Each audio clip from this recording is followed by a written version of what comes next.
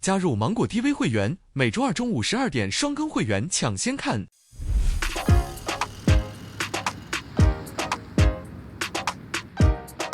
好饿啊，我有点饿晕了。哇，好健康，健康餐。这里谁有这个体重控制的这个需求？有，你有吗？我最近胖了，你胖了吗？看不出来，胖了点。来帮大家试一试菜。没问题。这是什么？这豆腐吗？豆腐。哎，我做饭很好吃。你是见识过的。对你跟我，那你别跟我说，你跟他们说呀。我吃过了。他不信，我做饭真的进步了。所以说，在这个 Into One 厨艺大赛中，你觉得这个做饭最好吃的男人是谁呢？真是个困难的问题。 AK 刘璋。老师吃饭。哦 ，OK。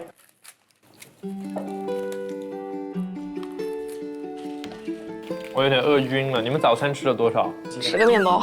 10个面包。吃了个面包。这个是他说10个面包。他其实排骨。没有我做的好吃。好吃对了吧？多吃点。您平时主要讲保险相关的吗？我讲团队的东西会更多，团队管理的东西更多。我觉得保险人的这个主要的这个经济来源很多，不只是工资吧，还有一个就是自己这个客户的人脉，但利用起来，有些人投资啊什么的都很好做。对，不过这里面就要很谨慎了。就是第一个，我们尽量少跟客户合作，就以免一不小心就非法集资了。对，对。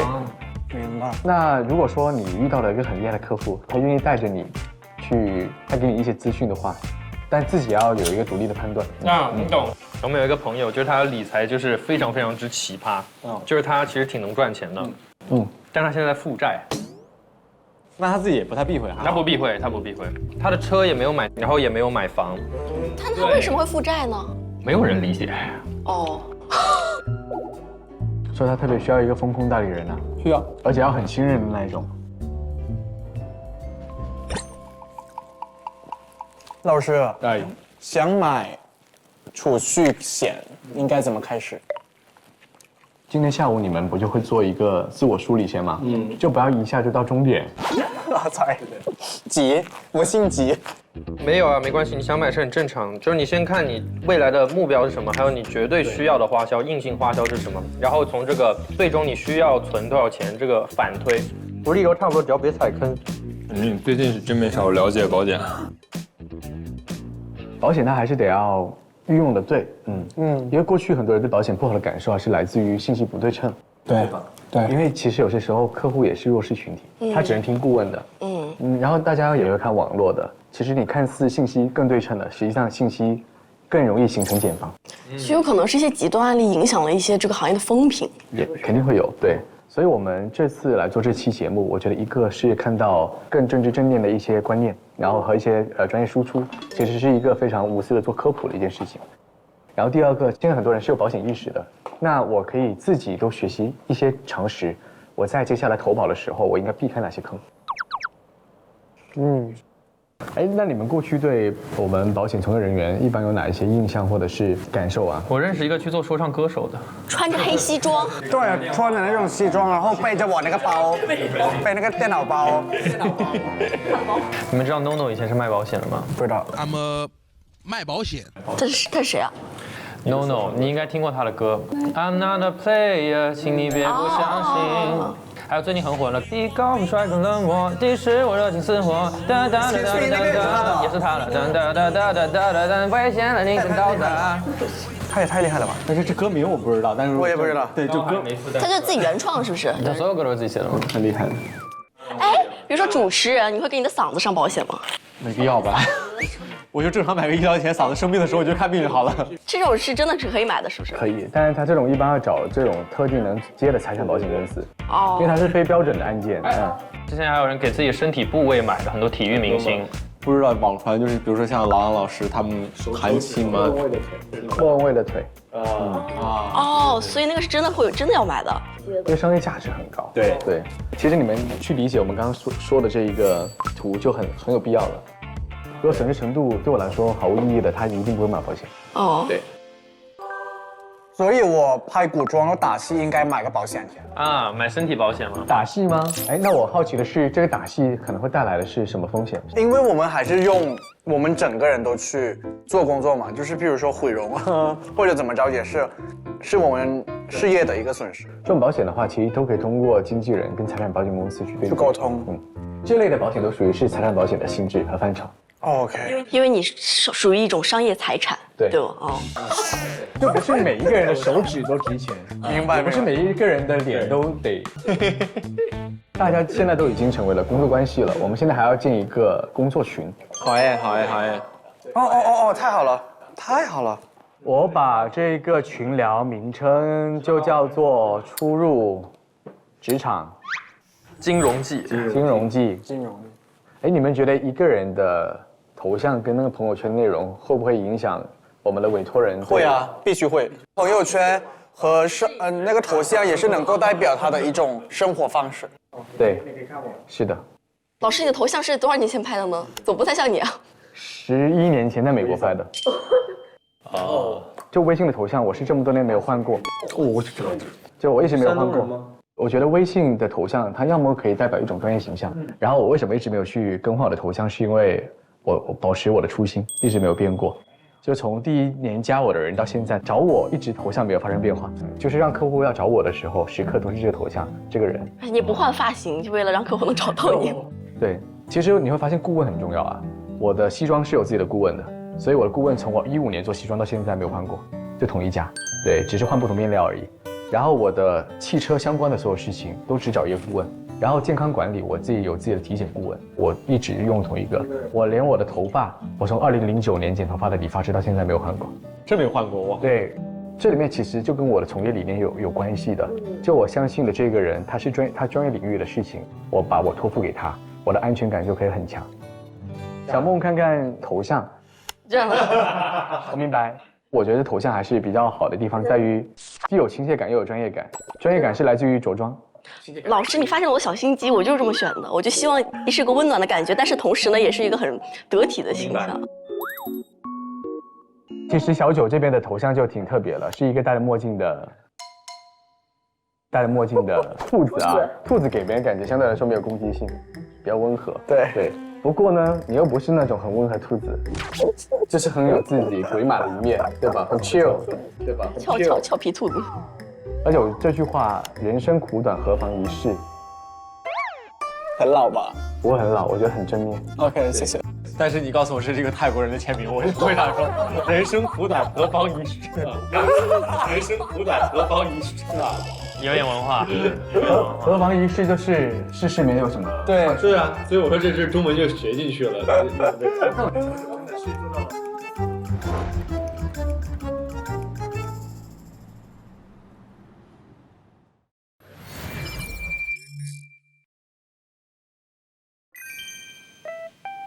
我平时无论是上课还有那个什么都在这里。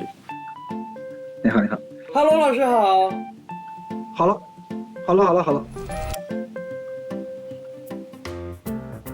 老师好，李普老师您好。老师好。好，你好。老师好，我叫高俊成，小九。你好。这个你中文没问题吧？当然是脑子有问题，开玩笑。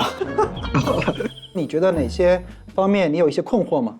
其实最大的困扰就是我不知道怎么开始进行或者执行这件事情。好 ，OK， 你现在需要一个公式，我给你一个大概的公式。好，看到一个人，那这个人他的理财就是他对钱的一个使用，无非就是希望去解决一些事情，对吧？那因为我们可能在人生中有些事情需要花钱，那我就需要为这件事情准备钱来做购买力。但这个事情呢，未必会马上发生，它也可能会是未来某个时间点发生，它也可能是突然发生。那你就要去考虑，首先人、事儿和钱应该怎么匹配起来，就是让这个人在碰到一些事情的时候有钱用。我以前有一个客户，也是一个明星，他就因为骑马的原因，受伤了，导致几个月不能工作。那好，意外对于你而言，也是很有可能导致你没法工作的一个很重要的要素，对吧？一个事故。那好，我们再做一些意外方面的保险。对于这个人群而言，他也不可能有太大的养老的费用支出，还早得很，所以这块我们不做。第二个，你也没有太大的必要要为子女教育，因为还没有生孩子，所以这几件事情我们都放到一边。那好，你愿意为这件事情支付多少的保费呢？你就开始找产品了。那找到一些产品，可能用最低的投入去换最高的保障，比如说10万块钱意外险的保额，可能只需要你支付100-200块钱的保费，那你就用100-200块钱解决一个10万块钱发生意外的补偿，不就很好吗？我完全能听懂，老师。OK， 好，谢谢。你下一步就是未来碰到类似的案例，都是用这个思路去套就好了。先看看这个人在他的年龄，在他的生活的地方，大概会有哪些事情需要花钱。如果这个人是一个人，那就是一个人；如果是一个家庭，就还要照顾家庭的其他成员，老婆、孩子、丈夫、父母，对不对？那就人更多，那就会导致需求更多，事情就会更多。所以先定好这个人。第二件事情就是把刚刚讲的那些事情排列顺序，把最重要的预算先留出来，然后把最有可能发生风险的地方用保险来对冲一下风险，剩余的部分去做储蓄和投资和理财。这就是一个标准的路线图，不断的去拿一些案例拿你自己，拿你的家人去复习这个公式，你就应该大概能掌握简单的做这种理财规划，或者说叫做保险配置的建议的方法。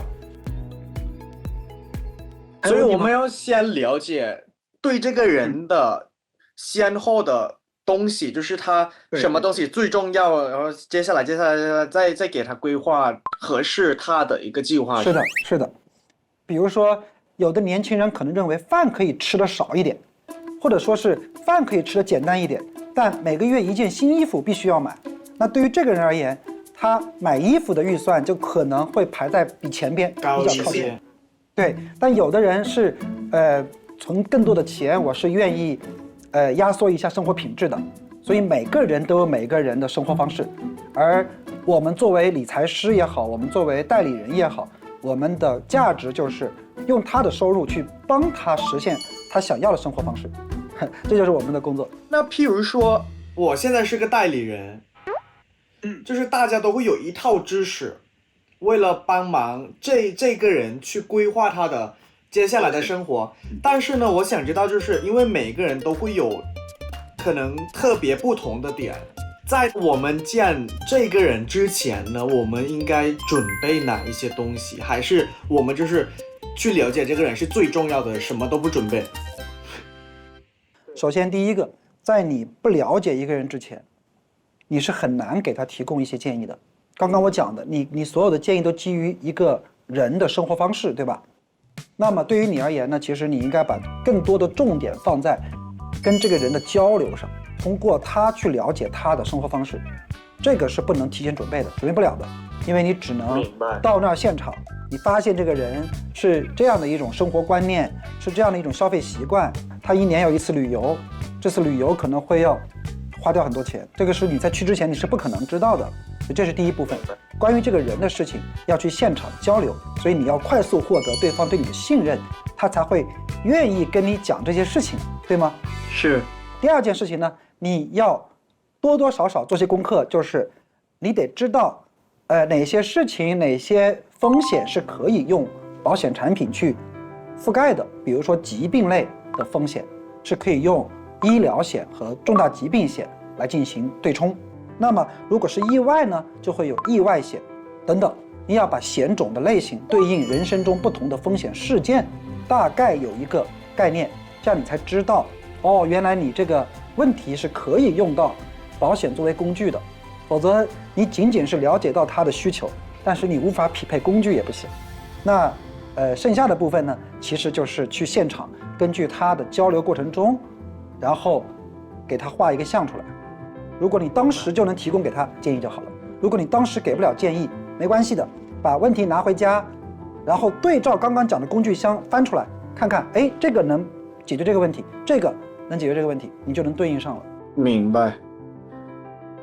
好，老师，我明白了。因为我没有体会过这样的一个场面嘛，所以我想知道就是怎么去快速得到对方的信任，且我还想了解就是老师 OK 经历过的对象，基本上都是那种喜欢闲聊呀，还是那种特别开门见山，就是一起来就讲保险这样子？这两种情况都是有发生过的。就例如第一种叫做我们称之为社交场景中去获得客户的信息，那这个适合什么人群呢？适合跟你有同样的兴趣爱好，适合跟你有一定的关系，比如说你的好朋友，你不再需要跟他去做任何的自我介绍，你可以直接的跟他开始聊天。但如果这个人你不认识，是一个完全陌生的，这个时候就不适用于闲聊了，因为对方没有办法时间跟你闲聊。这个时候你可能就要跟他去提供一些价值，比如说你自报家门，你好，我是某某某，我正在从事什么样的职业和工作，那我想跟您做一个交流跟沟通，耽误您15分钟时间，想跟您聊聊，看看有没有哪些方面我能帮助到您。那这就是一种对陌生人的开门见山的方式。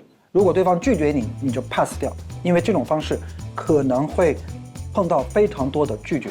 所以现实生活中，大家会更倾向于给同龄人，给有一定的兴趣爱好相同的人去做这样的咨询，因为那会效率会更高。明白。我还有一个问题，有很多就是现金流特别的有限的嘛。所以我想知道，就是在譬如说我们有这样的一个规划了之后，有没有什么样就比较有现金流的人群去存这个钱，为了让它涨，而且这个东西是就是有办法让它不是死钱，就是有流动性的这样的一个储存方法。很好，很好。这个问题，首先第一，现金流有2种，第一种叫劳动现金流。就是你通过工作获得稳定的，他的劳动现金流很多。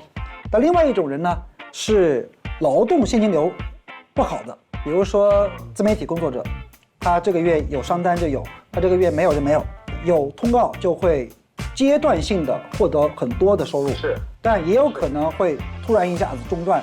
对于这样的人而言，他就要把劳动获得的大额收入转化成资本现金流，投资出去理财。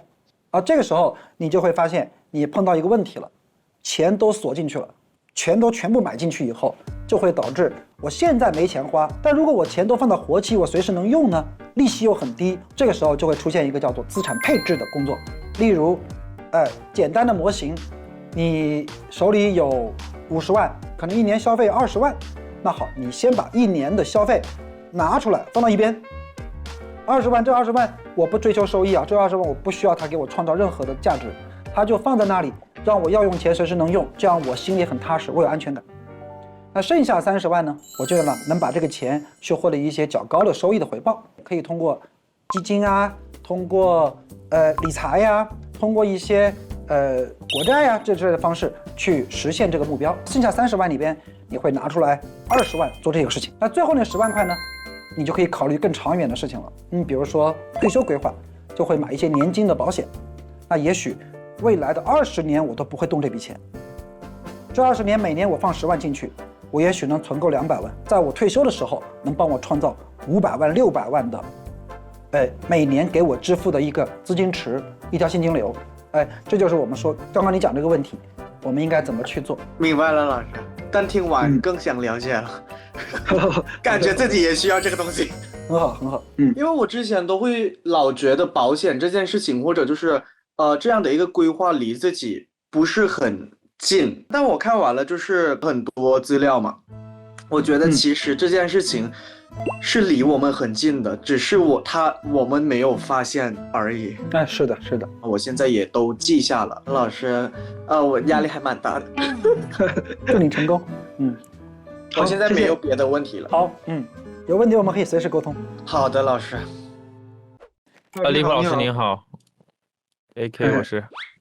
好，你好，你好，我们开始吧。你有金融背景哈？我大学学的是经济嘛，但是金融课基本上就是选修的。OK， 那可以的，框架都是有的。有，常识有。你的作业我也看了，我觉得你是比较有量化思维的人，就是比较会把数据换算成风险敞口，换算成保费保额，这个是没问题的，包杠杆。你这个你有什么更具体的需要我来帮你确认的问题吗？这两天不是跟朋友们出去吃饭嘛，各行各业的朋友都跟他们聊了一下他们对保险的看法啊。其实就是年轻人的话，就是对这个金融领域大概有些了解的朋友，他们都有保险。那他们买保险的话，这些重疾险啊，这个都是全套的哦。一问，哎，谁买了？其实很多是家人买的。如果我们作为这个保险人去跟这个投保人去交流的过程，年轻人该如何合理规划保险支出？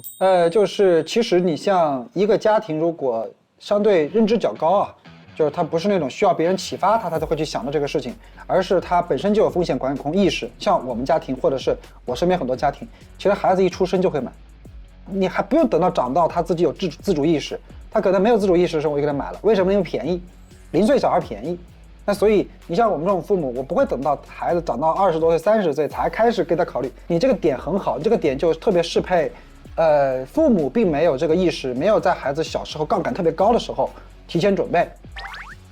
这样的好处就在于，我可能有背一个很高的保额，以后我不会给家里添负担。我觉得这个角度是完全 OK 的，就是其实是财务管理的第3个维度。我们财富管理有4个维度，第一个维度是流动性管理，就管好我现在要花的钱，确保我未来的6个月到1年随时有钱花。第二部分做风险管理，就刚刚你讲的一些点是风险管理。其实年轻人主要是这2个，所以你在这个基础之上，我最坏的结果就是我自己吃我自己的年金，那我给我自己做了一个 trust fund， 他每个月给我打钱。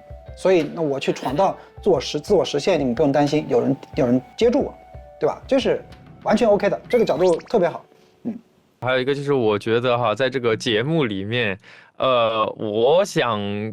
我想表达是什么？我更希望在节目里面就是帮人去配置，帮人省钱，这个帮人管钱，说哎呀你这么花钱不对这件事情，在这个我的生活中其实是有很多朋友，就是他们花钱其实完全没有意义的一件事情，就是每个人花钱一定有自己理解，你的任何建议那个人是死活听不进去的。我是专门做财富管理的嘛，那从我们角度来讲的话，我的价值是帮助客户实现他的生活方式，而不是阻止客户去改掉他生活方式。我不是告诉你这不对那不对，他有的人他就会认为买一个限量版的模型就是很重要的事儿，我可以为此不吃不喝。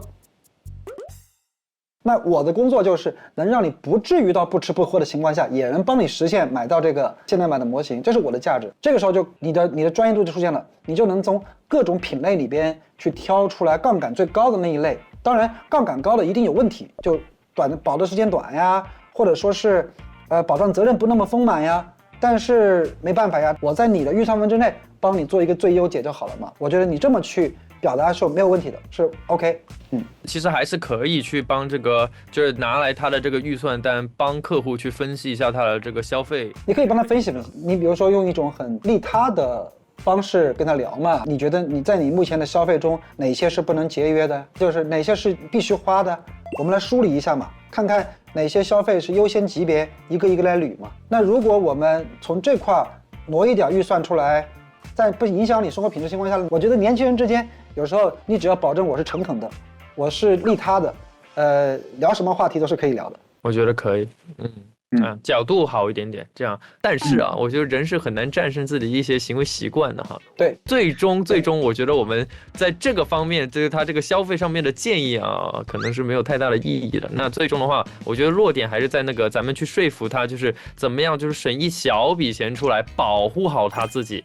这个是我觉得我这个沟通的最终弱点。它的核心逻辑是用杠杆去做转移支付嘛，把一个需要突发的支付大额现金的风险转移支付给保险公司，那你为此付出一点代价，我觉得从获得安全感和这个心理满足感的且角度来看的话是值得的。我觉得老师说的很对，是这个我们要保证做一个保险人需要做一个很利他的角度去思考。所以我一定是站在我的客户的角度，我要去保护他，帮助他，而不是从他身上赚钱。这样子的话，反而可以做得更好。在不影响当前生活水平的情况下，帮他尽量去托举他。一般理性人是愿意听别人这种建议的。可以，我觉得合理。我这里 OK 了，谢谢老师。好，老师好，我有好多问题，其实。没事，你就问。老师有看到我的那份作业吗？看了。财务规划其实，在很多时候它不完完全全取决于产品，它不是说我今天给你做财务规划的结果就是你要买一个产品，你是要买一个货币基金，还是要买一个 ETF， 还是买一个保险？财务规划的过程是帮助客户去更好的梳理收入、支出、储蓄的关系，和如何在不影响当前生活水平的情况下，尽量去达成你的财务目标嘛。那比方说，那如果你突然失业，你告诉我，你后边几个月要找工作，你又没有收入，你怎么活？我们对这样的人给的财务建议有一个模块是，你可以办张信用卡，但这张信用卡不是用来消费刷卡玩的，而是把这张信用卡锁在你的柜子里边。如果发生极端情况，对吧？你至少有56天免息的用几万块钱作为你的备用金，即使拖过这50多天你还没找到工作，你也只需要还1/10，就是你可以把它拆成碎片化去还它，这样的话不会影响你的很大的财务的压力，能给你闪出时间来去好好找工作，或者你不至于会为了尽快拿到一笔收入去迁就自己去加入一个你不喜欢的行业、不喜欢的公司嘛。当然信用卡不要花，不要用于消费，放在家里边，这就是你的备用金，是吧？这是一种建议。明白，就是老师，我还有一个问题，就是因为很多人，我觉得对保险这个行业还是存在误解的，他们会觉得有骗人的嫌疑。那我想知道，我要怎么跟我的客户解释，说保监会它其实是可以给到你的权利有保证和监管的，我怎么跟他讲这个事情？在我们国家的保险法的体系里边，就是第一个，保险法它作为一个基本法，就是整个行业的基本大法，它里边对于很多的约束条件。就保险法包了3个部分，一个是约束保险公司，一个是约束保险客户，一个是约束保险销售行为，这里边都有的。比如第一个，保险公司的注入资本金等等是要实际缴纳的，所以你不用担心保险公司会跑路。很多公司可以不用实缴注入资本金，只有保险公司是要实缴的。第二个，收的每一笔保费都有一部分要作为准备金存到监管的指定账户里，这就意味着这笔钱是不能拿走的。发生风险，这笔钱是兜底的风险，兜底的钱，你的保费不是保险公司收完就随便拿走用了，它有一部分是要用准备金的方式存起来的。那第3个呢，就是它有一笔叫做保险保障基金，这个基金就是整个行业会有个大资金池，用于救助一些经营不善的保险公司。更重要的事情就是每年都会对保险公司偿付能力进行监管，监管要求你手里的准备金必须能覆盖至少100%。最好能到200%以上的赔付。所以看我们中国真正发生过风险的2家保险公司、3家保险公司，其实最后都是被接管了，就都没有发生破产，最后客户的利益都是保证的。金融3要素：流动性、收益性、安全性。流动性是由银行保证的，收益性是由券商保证的，就是证券公司保证的，券商、证券业。安全性是由保险公司保证的，所以保险的收益肯定不如证券高，但保险的安全性这就是他们3驾马车的分工。比如说这个客户他从来没有接触过投资、理财、保险、金融这个行业，我怎么去帮他发现他的风险偏好是什么？首先，保险它仅次于国债，所以它不需要参加风险评级就能买保险。但是有几个指标，就第一个，一个人买保障类的保险，疾病、意外、医疗等等，不应该超过年可支配盈余的，就你一年剩有多少钱，不应该超过12%，超过这个数就影响当下生活水平了。12%是一个临界值，也能做好风险杠杆的分散的。明白，老师是盈余的12%，对吧？就是对，可投资盈余一般都要留6个月左右的生活费放在账户里不能动。这我看你那里面有的，你那里边写了一个就是要买货币基金，这是对的，就这一部分叫流动性管理，它是优先于风险的。就你这笔钱没有之前，保险可以不买，但是你存完这笔钱之后，就应该考虑做风险管理了。明白。但是比如说有的一些意外险或者说是一些重疾险，如果这2个要优先去选的话，还是优先选活期和货币基金吗？不是，银行账户里至少要留18000，作为活期也好，买货币基金也好。你打比方说，你一个月消费3000块，你一年9万块，干掉房租，干掉生活，是扣掉这18000之后，剩余的钱才叫可投资盈余。理解了，相当于就是说，我到时候失业了，或者说我生病了，我还是有6个月我可以供我自己去生活的。对，没错，你失业了，你就从18000里边拿吧，至少能帮你节节聚聚的扛过6个月嘛。这6个月你要找不着工作，你就回老家；找着工作了就接续了嘛，就接着把这18000存够，再拿预算去干别的事情嘛。相当于是给我6个月的缓冲期，让我去重新开启生活。哎，对，对于收入不稳定、工作性质不稳定的人是尤其重要的。如果你是一个做自媒体这种人，可能你都不能6个月，你可能得放12个月，对，因为你万一连续6个月没上单呢，对吧？没有任何收入呢，是吧？所以一般情况下会根据他的职业属性、收入属性来定下来他应该放多少钱的准备金。所以这个职业它本身的风险性越高，所以我准备的月数应该就是越多的。对，是的。那还是刚才那个问题，比如说我现在知道我现在它就可支配金额，比如说就是5000块钱，我可以12%可以用来投资保险。那其实我还是要跟客户聊嘛，了解他的需求，他的家庭结构什么样子的，给他去定制，就是他自己对于自己人生的规划。对，随意的。打比方说医疗险，那肯定对于这种年龄的人来讲的话，就是买保费最低、杠杆最高的，所以你就花300多块钱买一个100万医疗呗，对吧？这就最简单的。等你有钱以后再生嘛。第二个就是意外险，意外险一般情况下就要看到你自己对家庭的贡献嘛。如果你是一个单身家庭，你没有什么贡献，你就把这个意外险的保额作为发生意外导致残疾你的一笔一次性补偿呗，对吧？那你可能买一点保额就可以了。那还有就重大疾病险，重大疾病险就意味着如果万一真的很不幸，我在我这个年龄这么年轻就得了一个重大疾病，我得做好准备5年不上班。所以重大疾病就会把5年的收入或者5年的支出加总，算一个总数，就是你的保额啊。有的产品是储蓄性质的，我只要往里存，没得病钱能拿出来花，因为他觉得我不希望我的交的钱没了。到60、70岁，如果我没有得病，我就拿这个钱养老了。所以他就买储蓄型的，储蓄型就贵，这是他的思考问题的方式。先看看这个人需要多少保额，再去看看哪种险种符合他的杠杆，再看看多少的保费。只要保费在他的预算范围之内，尽量多的给他配置保额，就是一个还不错的方案。没有完美的方案。刚刚这句话再来一遍，我想记一下，我刚刚没反应过来。最后一句话是怎么说的？就是那个什么是什么？先确定他的风险敞口，就是需要多少保额，再结合他的预算去找杠杆最高的产品。在不影响当前生活水平的情况下，帮他覆盖住风险。等到以后收入稳定了、有钱了，再切换险种就好了啊。所以险种非常的多。它的逻辑是先定下来你要多少的保额，就我出事赔多少，这是第一步要定的，不是我的预算去迁就保额啊，因为我钱少，所以我少买点保额，不是的，保额是不能动的，在保额不变情况下去找不同的险种，尽量的去撑起它的保额，但为此预算低就要妥协，可能保不了很久，可能只是1年1保，可能不发生风险，保费就没了，就是大概这样的一个情况。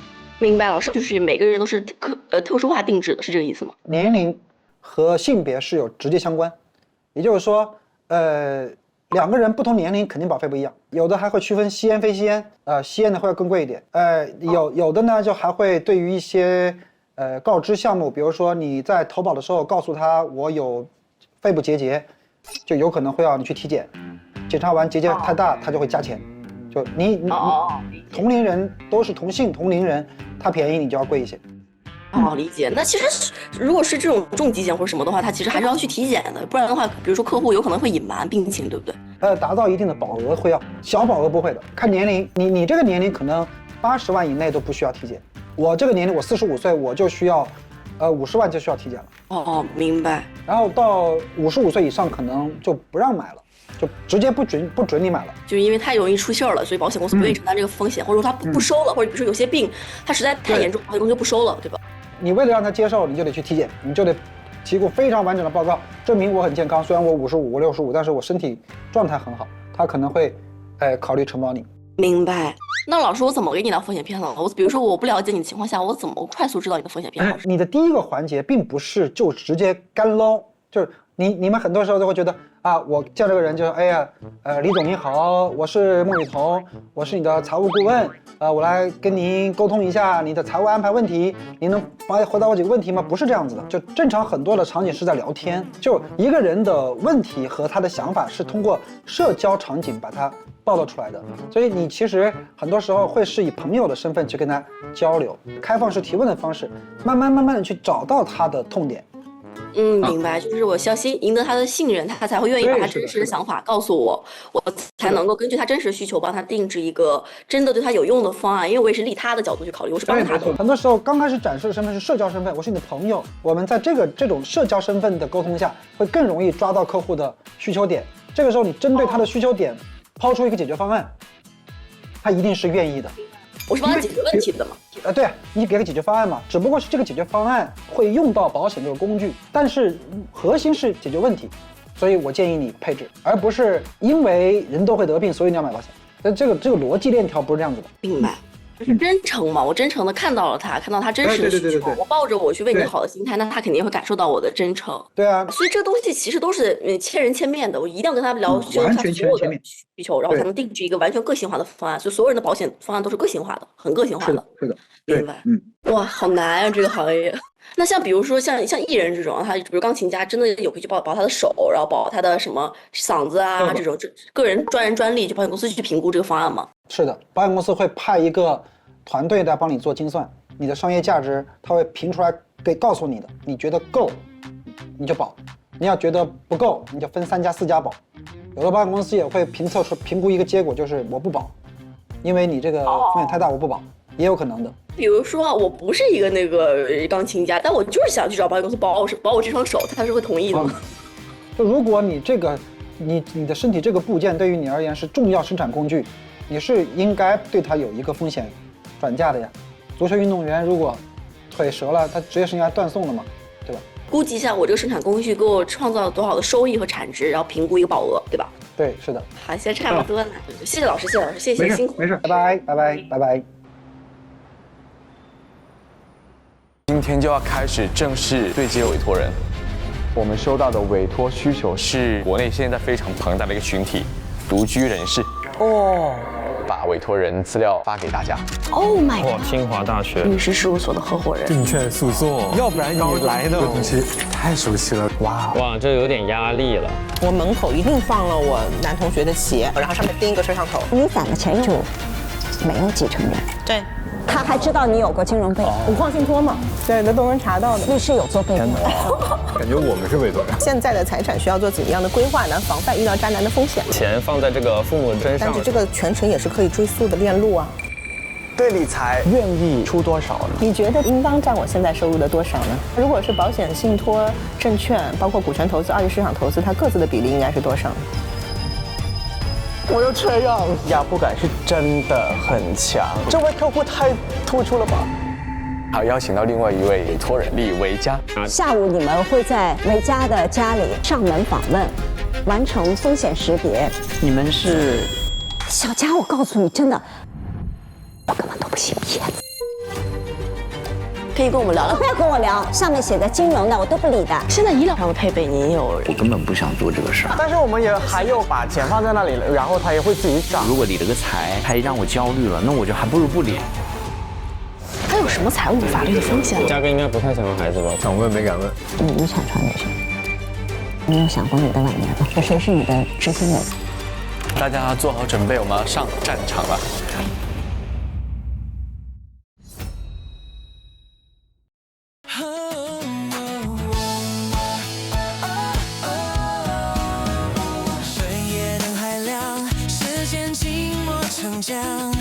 迷雾里有讨好，独行也不慌，让承诺能成钢，给风险做减量。年轻的旅程通往从容的远方，青春入的爱是归航，波浪甲方安然向阳，规划为营照亮迷茫，青春作伴不负双光，让未来见证这守护的力量。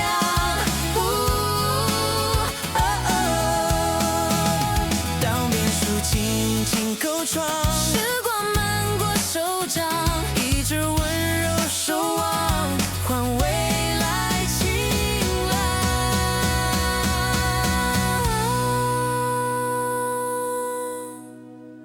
更多精彩内容尽在新浪娱乐微博综艺新浪综艺。